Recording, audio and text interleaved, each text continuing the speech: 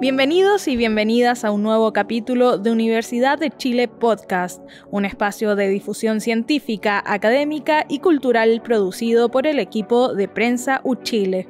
En este capítulo, junto a integrantes de la comunidad UChile, exploramos los factores que gatillan la selectividad alimentaria, conducta muy común durante la infancia que lleva a niños, niñas y jóvenes a rechazar consistentemente ciertos alimentos debido a la sensibilidad a texturas, sabores, olores o apariencias.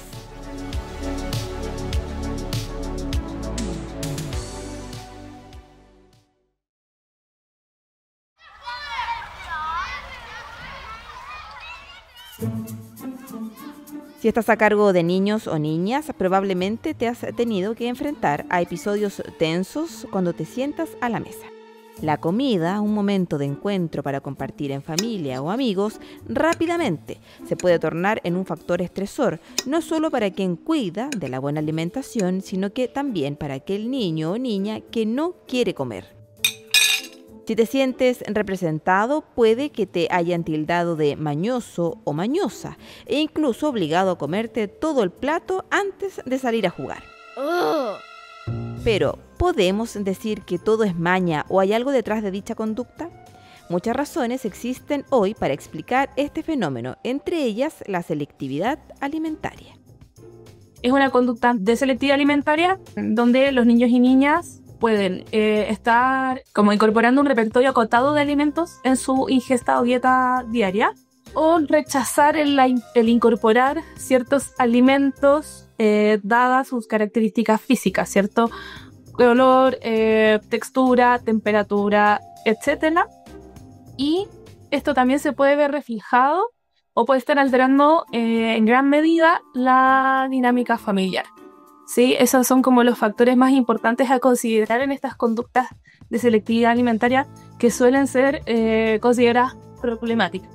Bueno, y sin duda también, ojalá atajarlo a tiempo, pero efectivamente puede también estar impactando en el peso y talla de los niños y niñas, en debilitar el sistema inmune, problemas cognitivos incluso ya cuando esta selectividad es muy restringida.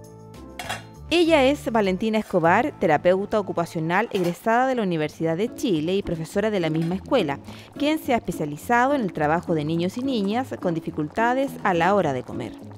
La profesional señala que durante la primera infancia, comer es toda una experiencia sensorial, donde se pone en juego cómo me enfrento a un alimento y cómo respondo ante las características físicas de los mismos. En este proceso, cuando somos niños y niñas, la dimensión cognitiva de la alimentación tiene tremendos desafíos que como adultos podemos ir sorteando con mayor facilidad. Y por lo mismo, puede ser confuso comprender esta situación desde la mirada de madres y padres, señala Elinor Sumelsu, nutrióloga egresada de la Universidad de Chile y actual presidenta de la rama de nutrición de la Sociedad Chilena de Pediatría. Otros niños que rechazan alimentos, son muy selectivos y dejan de comer ciertas cosas pero comen otras. Y ahí pueden tener tanto obesidad como bajo peso, porque no se están restringiendo en todos los alimentos, ¿no? Solo en algunos. Entonces, la parte nutricional claramente es importante porque si tengo selectividad puedo verme bien por fuera, estar un peso que está de acuerdo a mi estatura, o puedo estar desnutrido, incluso más allá de estar desnutrido, o sea, no tener el peso adecuado para la edad que tiene ese niño, no lo tiene adecuado para la estatura y deja en algún minuto también de crecer y puede afectar en un largo plazo. En este sentido, para Valentina Escobar, debemos identificar de forma oportuna el origen de esta selectividad y cuál fue la seguidilla de sucesos que hicieron que esta conducta sea sostenida en el tiempo. Muchas veces papás que llegan y consultan y dicen, no, sabes que mi hijo hace una semana está rechazando una comida que le encantaba.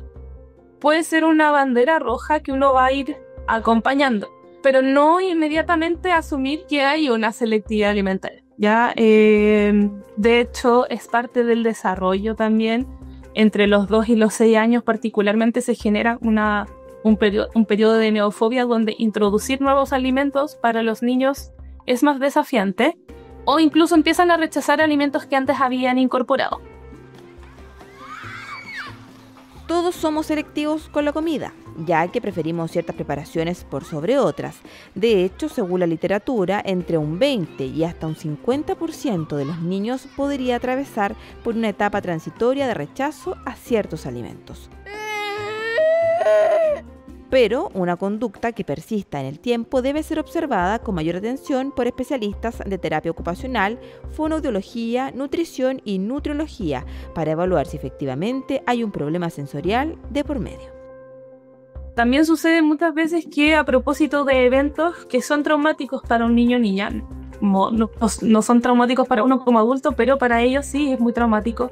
Ejemplo, algún proceso de enfermedad, desde dificultades gastrointestinales, momentos en los que no puedan defecar, o enfermedades en donde, no sé, tienen alguna gastritis o alguna enfermedad respiratoria muy aguda y que les compromete no solamente como emocionalmente, sino que también, no sé, ejemplo, vomitan, etcétera. Después de aquello pueden también pasar por periodos en los que rechazan los alimentos. Sumado a esto, las profesionales señalan que la selectividad no es un problema que cargue el niño y la niña de manera aislada, más bien está inserto en la dinámica familiar. Y por lo mismo se debe observar el vínculo de los padres y madres con la alimentación, indica la doctora Sumel Su, especialista en nutrición con foco en pediatría.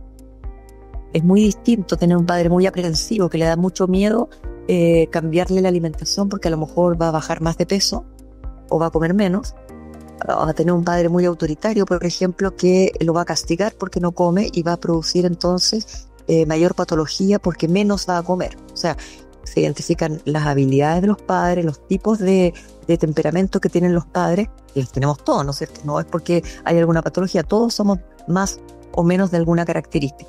O si somos muy sobreprotectores en que nos va a ser difícil cumplir indicaciones muy rígidas.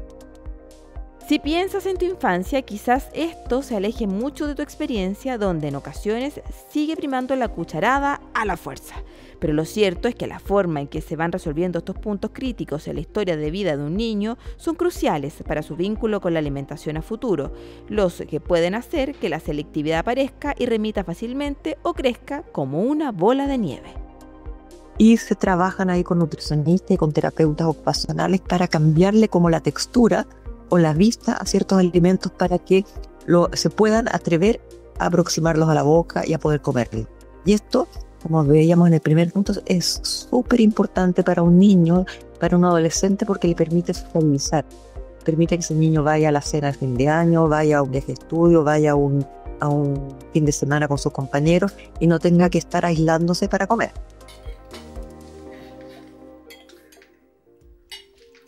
Particular en este análisis son los casos de niños con alteraciones del neurodesarrollo, donde hasta un 89% de ellos puede presentar desafíos debido a las diferencias en el procesamiento sensorial, los patrones neuronales y las respuestas a los estímulos del entorno. Entre ellos, niños, niñas y jóvenes del espectro autista, donde los estudios han señalado mayor concurrencia entre el diagnóstico de autismo y factores como alteraciones en el procesamiento sensorial. En ellos lo que está más alterado en general es a nivel de boca la sensibilidad. Entonces lo que para ti puede ser como algo agradable, como una papilla o un charquicán, qué rico está calentito en invierno, tiene sabores ricos, para ellos puede ser una textura que la sienten como algo muy baboso y muy asqueroso. Entonces te produce una sensación que es biológica, como de asco, y no la puedes consumir.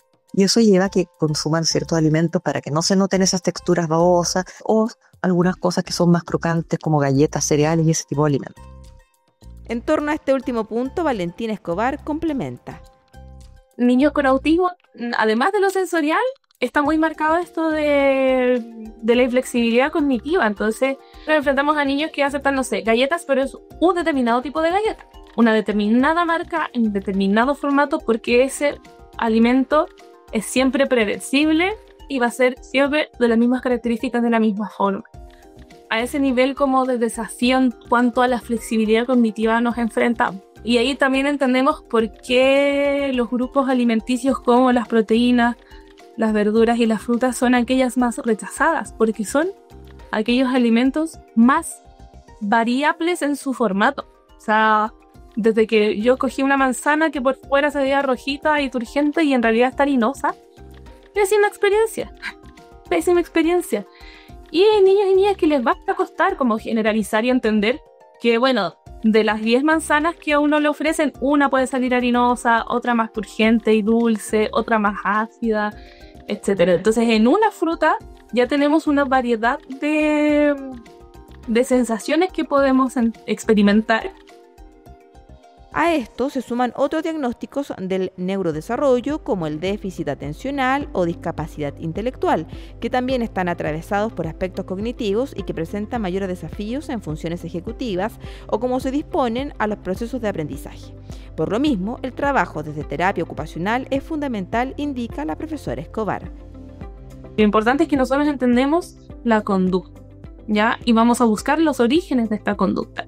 Y manejamos herramientas de integración sensorial, así como manejamos herramientas para el trabajo conductual, así como manejamos herramientas en torno a hábitos y rutinas que vamos a establecer también en la dinámica familiar. ¿Por qué? Porque somos terapeutas ocupacionales expertos en la ocupación, ¿ya? Y aquí es una ocupación muy concreta la que se está viendo interferida, ¿ya? Una actividad de la vida diaria básica como es la alimentación. Efectivamente es algo que nos compete como terapeutas ocupacionales, porque hay que ir a mirar los hábitos y las rutinas dentro de la familia, hay que ir a mirar lo que nosotros llamamos como avatares del cliente, que en el fondo tiene que ver con todas estas habilidades, capacidades, fortalezas y desafíos que presentan los niños y niñas en distintas áreas de su vida, ¿ya? Desde desafíos motores que pueden estar incluso a la base de una alteración, aspectos de motricidad gruesa, motricidad fina, aspectos socioemocionales, aspectos más cognitivos, ¿ya? Cognitivos no solamente en torno al aprendizaje, sino que también conductas que remiten un poco a un funcionamiento más inflexible, ¿sí? Y que eso también los dispone de distintas formas al aprendizaje que se desarrolla en el proceso de alimentación y sin duda también elementos del procesamiento sensorial. La selectividad alimentaria es una conducta que sí o sí va a impactar a la familia en mayor o menor medida, las cuales pueden estar estresadas o agotadas dada la presión de entregar los cuidados básicos a los más pequeños. Por lo mismo, la ventana entre el inicio de la alimentación complementaria y los 2 años de un niño o niña es importantísima para promover la variedad de alimentos y formatos más allá de la clásica papilla, previniendo que se gatillen situaciones de selectividad.